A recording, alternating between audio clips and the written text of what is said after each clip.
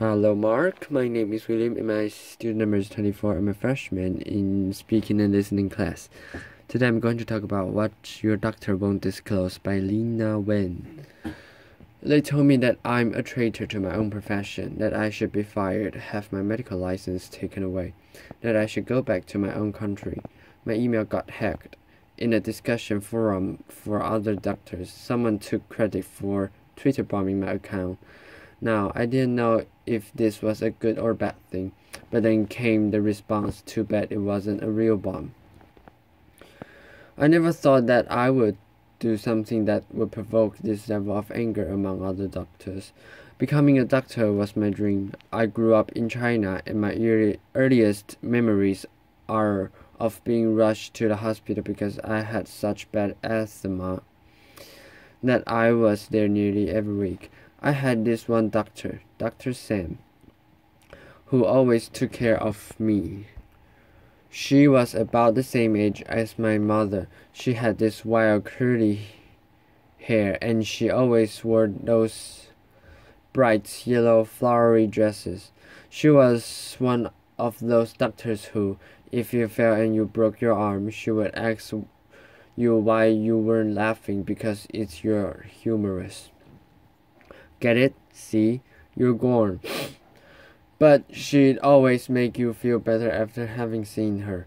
Well, we all have that childhood hero that we want to grow up to be just like, right? Well, I wanted to be just like Dr. Sam. When I was 8, my parents and I moved to the US and ours become the typical immigrant narrative. My parents cleaned hotel rooms and washed dishes and pumped gas so that I could pursue my dream.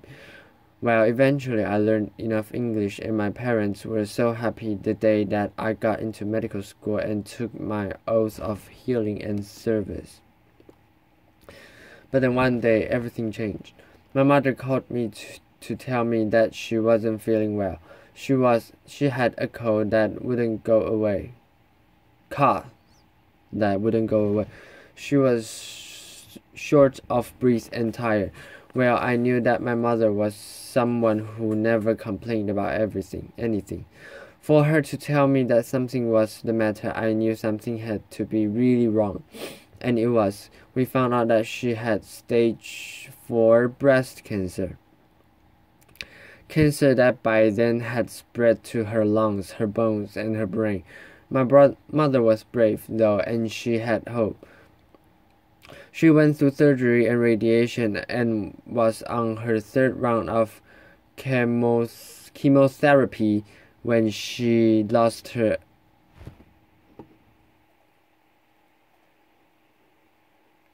address book. She tried to look up her oncologist phone number on the internet and she found it. But she found something else too. On several websites, he was listed as a highly paid speaker to a drug company, and in fact often spoke on behalf of same chemo regime that he had prescribed her.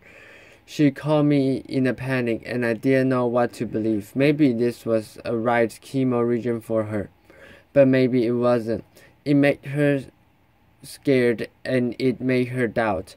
When it comes to medicine, having that trust is a must, and when that trust is gone, then all that stuff is fear. There's another side of this fear. As a medical student, I was taking care of this 19-year-old who was spiking back to his dorm when she got struck and hit, run over by an SUV. She had 7 broken ribs, shattered hip bones, and he was bleeding inside his belly and inside his brain. Now imagine being his parents who flew in from Seattle, 2,000 miles away, to find their son in a coma. I mean, you'll want to find out what's going on with him, right? They asked to attend our bedside rounds where we discussed his condition and his pain, which I thought was a reasonable request and also would give us a chance to show them how much we are trying and how much we care. The head doctor, though, said no. He gave all kinds of reasons. Maybe they'll get in the nurse's way. Maybe they'll stop students from asking questions. He even said, what if they see mistake and sue us? What I saw behind every excuse was deep fear. And what I learned was that to become a doctor, we have to put our own white coats, put up a wall, and hide behind it. There's a hidden epidemic in medicine. Of course, patients are scared when they come to the doctor. Imagine you wake up with this terrible bellyache and you go to the hospital. You're lying in a strange place. You're on hospital journey. You're wearing this filmish gown. Strangers are coming to poke you and proud at you, and you don't know what's going to happen. You don't even know if you're going to get the blanket you asked for 30 minutes ago. But it's not just patients who are scared. Doctors are scared too. We're scared of patients finding out who we are and what medicine is all about. And so what do? We put on our white coats and we hide behind them. Of course, the more we hide, the more people want to know what it is, what we're hiding. The more fear then spirals into mistrust and poor medical care. We don't just have a fear of sickness, we have a sickness of fear. Can we bridge this disconnect between what patients need and what doctors do? Can we overcome the sickness of fear? Let me ask you differently. If hiding isn't the answer, what if we did the opposite? What if doctors were to become totally transparent with their patient? Last fall, I conducted a research study to find out what it is that people want to know about their healthcare.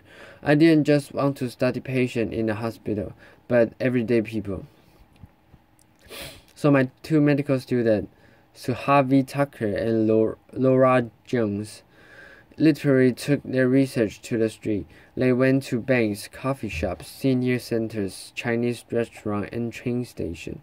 What did they find? Well, when we asked people, what do you want to know about your healthcare? People responded with what they want to know about their doctors, because people understand healthcare to be the individual interaction between them and their doctors. When we asked, what do you want to know about your doctors? People gave three different answers. Some want to know that their doctor is competent and certified to practice medicine. Some to be sure that their doctor is unbiased and is making decisions based on evidence and science, not on who pays them. Surprisingly to us, many people want to know something else about their doctors. Jonathan, a 28-year-old law student, said he wants to find someone who is comfortable with LGBTQ patients and specializes in LGBT health. Serena, a 32-year-old accountant, said that it is important for her doctor to share her values when it comes to reproductive choice and women's rights. Frank, a 59-year-old hardware store owner, doesn't even like going to the doctor and wants to find someone who believes in prevention first, but who is comfortable with alternative treatment. One after another, our respondents told us that doctor-patient relationship is a deeply intimate one, that to show their doctors their bodies and tell them their deepest secrets. They want to first understand their doctor's values. Just because doctors have to see every patient doesn't mean that patients have to see every doctor. People want to know about their doctors first so that they can make an informed choice. As a result of this, I formed a campaign, Who's My Doctor?, that calls for total transparency in medicine. Participating doctors voluntarily disclose on a public website not just information about where we want to do where we went to medical school and what specialty were in, but also our conflict of interest. We go beyond the government in the Sunshine Act about drug company affiliations, and we talk about how we're paid. Incentives matter. If you go to your doctor because of back pain, you might want to know he's getting paid $5,000 to perform spine surgery versus $25 to refer you to see a physical therapist, or if he's getting paid the same thing no matter what he recommends. Then we go one step further. We add our values when it comes to women's health, LGBT health, alternative medicine, preventive health, and end-of-life decision. We pledge to our patients that we are here to serve you, so you have a right to know who we are. We believe that transparency can be the cure of fear. I thought some doctors would sign on and others won't, but I had no idea the huge backlash that would ensue. Within 1 week of starting Who's My Doctor, Medscape's public forum and several online doctors communities had thousands of posts about this topic. Here are a few. From a gestorian meteorologist in Portland, I devoted 12 years of my life to being a slave. I've loans and mortgages. I depend on lunches from drug companies and serve patients. Well, time may be hard for everyone, but try telling your patients about $35,000 a year to serve a family, or for that you need a free lunch. From a orthopedic surgeon in Charlotte, I find it an invasion of my privacy to disclose where my income comes from. My patients don't disclose their incomes to me, but your patient's source of incomes don't affect your health. From a psychiatrist in New York City, pretty soon we'll have to disclose whatever we prefer, cats to dogs, what models of cars we drive, and what toilet paper we use. Well, how you feel about Toyotas or Cottonelle won't affect your patient's health, but your views of women's rights and preventive medicine and end-of-life decisions just might. And my favorite, of a Kansas City cardiologist. More government mandate stuff. Dr. Wayne needs to move back to her own country. Well, two pieces of good news. First of all, this is meant to be voluntary and not mandatory. And second of all, I'm American and I'm already here. After applause. Within a month, my employers were getting calls asking for me and to be fired. I received mail at my undisclosed home address with threats and to contact the medical board to sanction me. My friends and family urged me to quit this campaign. After the bomb threats, I was done, but then I heard from patients over social media, a tweet chat, which I learned what that was by then, generated 4.3 million impressions. And thousands of people wrote to encourage me to continue. They wrote with things like, if doctors are doing something they're that ashamed of, they shouldn't be doing it. Elected officials have to disclose campaign contributions. Lawyers have to disclose conflicts of interest. Why shouldn't doctors? And finally, many people wrote and said, let us patients decide what's important when we're choosing a doctor. In our initial trial, over 300 doctors have taken the total transparency pledge. What a crazy new idea, right? But actually, this is not that new of concept at all. Remember Dr. Singh, my doctor in China, with the goofy jokes and that wild hair? Well, she was my doctor, but she was also our neighbor who lived in a building across the street.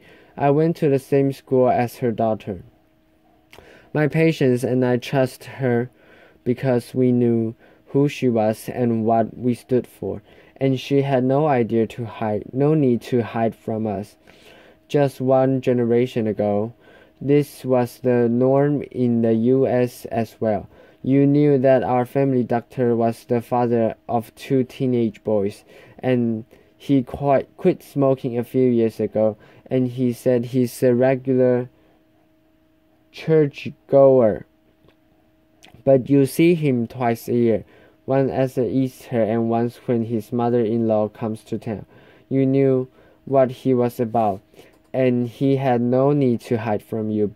But the sickness of fear has taken over, and patients suffer the consequences. I know this firsthand. My mother fought for her cancer for 8 years.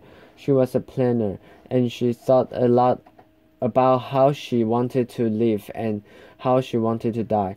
Not only did she sign evidence directives, she wrote a 12-page document about how she had suffered enough, how it was time for her to go. One day when I was a resident physician, I got a call to say that she was in the intensive care unit. By the time I got there, she was about to be intubated and put on a breathing machine. But this is not what she wants, I said, and we have documents. The ICU doctor looked at me in the eye, pointed at my then 16-year-old sister and said, do you remember when you were that age? How would you have liked to grow up without your mother? Her oncologist was there too and said, this is your mother. Can you really face yourself for the rest of your life if you don't do everything for her? I knew my mother so well. I understood what she directives mean so well.